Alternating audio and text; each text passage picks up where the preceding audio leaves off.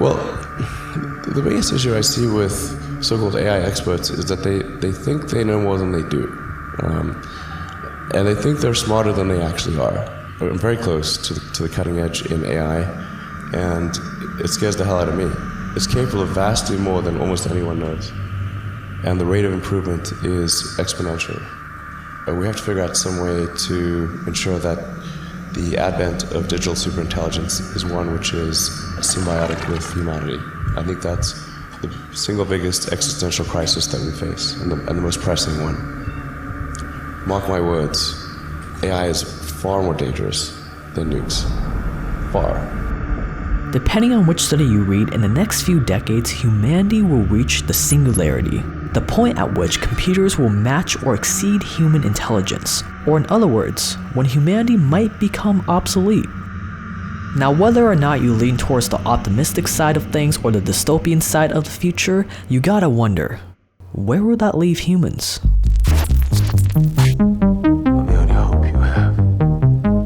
This video was made possible with the help of the awesome guys at Skillshare. Get your free 2-month premium membership to over 25,000 classes in business, entrepreneurship, and tech with the first link in the video description.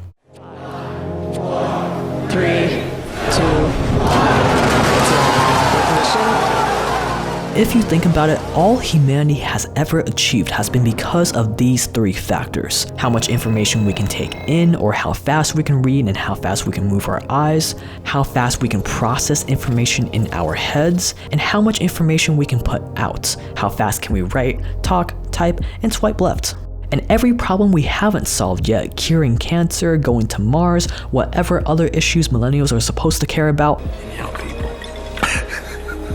really all comes back to how fast or how slow, for that matter, we can interact or interface with the world around us based on those 3 factors. We don't really have a problem with how fast we can process information, our brains are pretty quick, but the real bottleneck are the first and third factors. How fast can we take information in, and how fast we can output information to the outside world. Compare that to artificial intelligence. When it reaches its singularity point, it will be able to think like us and process information like us, except it won't have the bottleneck of 10 fingers, 2 eyeballs, aging, and disease. Or in other words, our brains have the potential to keep up with AI, but humanity's interface with the world, our senses and physical bodies, are severely handicapped or have very low bandwidth, as Elon likes to call it. So hopefully, we can have a tertiary layer, which is the kind of a digital superintelligence layer.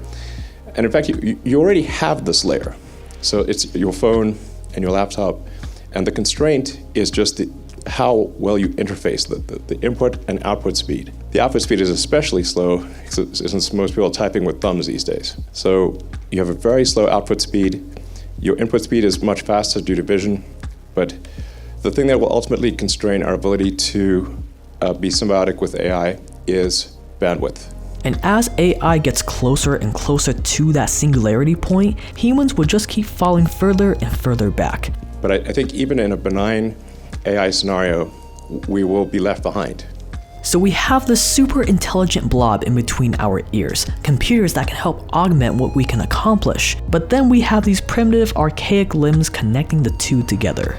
Well, gee, if only there was a way to increase our bandwidth from our brains to computers. If there was, we could solve this bottleneck problem and not only be on par with computers when real AI hits, but maybe even right alongside it. In 2017, Elon launched a very secretive startup called Neuralink to hopefully prevent his dystopian visions from coming true. Essentially, Neuralink is in the business of turning people into textbook definition cyborgs with what's called brain-machine interface devices, or BMIs, where one day you could walk into a Neuralink storefront, maybe it will be like Tesla stores in malls today, and instead of having an all-out brain surgery where you're put to sleep, they're drilling into your head and poking around your brain, it would be as non-invasive as something like LASIK surgery, where you're in and out. Once you have the BMI installed, it will connect wirelessly to an outside wearable, so you don't have to have wires sticking out of your head. And of course, you'll be able to control your new cyborg abilities via a smartphone app. From there, unlike plebs that have to touch their smartphone screen, you can just think about touching it and it will have the same effect. Instead of limiting yourself to how fast and accurately your fingers can move on a keyboard, you can just think about what to type or think where to move your mouse, and the computer will treat your thoughts just like any other USB keyboard or mouse. I can already visualize the Trevor Wallace videos coming. But it doesn't stop at just being able to operate a keyboard or mouse, even though, let's be honest, that's probably what I'm most excited about, so I can just edit videos like this by just thinking about it. But aside from that, the applications that a platform like this will provide are much further reaching, to say the least. One of the most impactful ways that this tech will help us right away is with curing brain diseases and disorders, which is where Neuralink is focusing on first. Other applications include helping the blind see, speech, language, allowing people with disabilities to touch and feel, and as crazy as it sounds, it could even offer a form of telepathy in the future. Elon refers to AI as the biggest existential threat to humanity's future. But with something like this, as the technology progresses, Neuralink offers us not just a way out, but a way in to ride the wave of real AI, instead of being crushed by Skynet.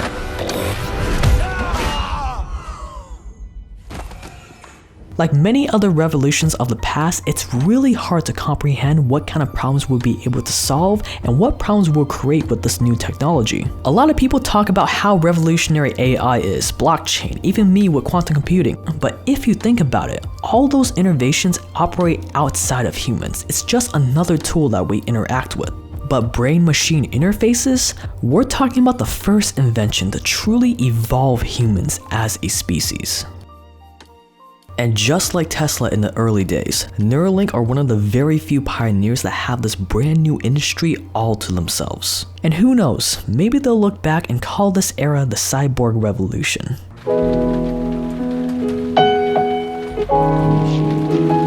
Now Elon and Neuralink have made some bold claims. I mean, come on, telepathy? Is he smoking again?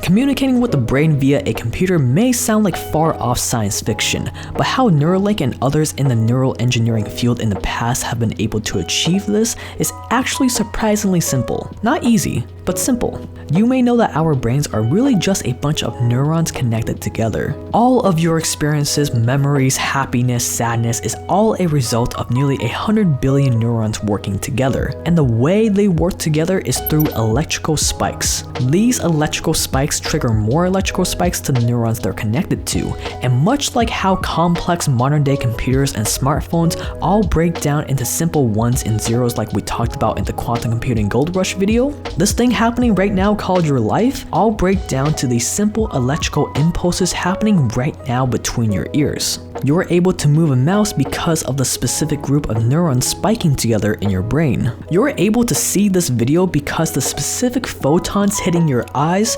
causes your brain to fire spikes in a specific group of neurons in a specific way. This is why something like Neuralink is possible, because our brains in a way function via the same medium that computers use, electricity.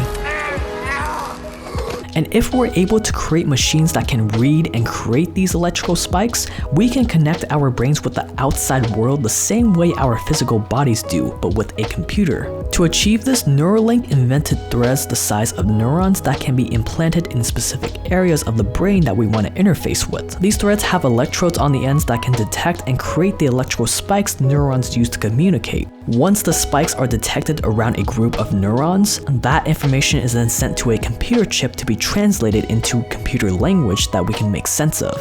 When you're thinking about keeping a mouse cursor still, the neurons that the electrodes are monitoring fire in a pattern that might look like this. When you're thinking about moving a mouse cursor up, those neurons might fire in a pattern like this. And when you're thinking about moving a mouse cursor down, those neurons might fire in a pattern like this. Do the same thing to record moving left to right, and now you have a brain-machine interface that knows how to control a computer mouse just by monitoring your thoughts that are represented by electrical spikes in your brain and processing that in a computer to do whatever you want. Or in other words, you are now a cyborg. And if you want to use BMIs to do any of the other things we talked about, you just do the exact same thing, except you would implant these electrodes on different parts of the brain that control the specific function you're going after, which of course includes areas responsible for speech to use for telepathy. And for the most part, that's pretty much the general idea behind brain-machine interfaces. And if you were to get one installed, again following Neuralink's goal of keeping it as non-invasive as possible, here is how it would go in the future. Down to the injection of local anesthetic, a very small opening in the skin, a painless opening in the skull below, quick and precise placement of threads into the cortex, and then we fill that hole in the skull with the sensor, allowing the scalp to be closed up over it. Behind the ear, we'll make a small incision to insert the coil. We will tunnel tiny wires under the scalp to connect the sensors to the coil. That's the process.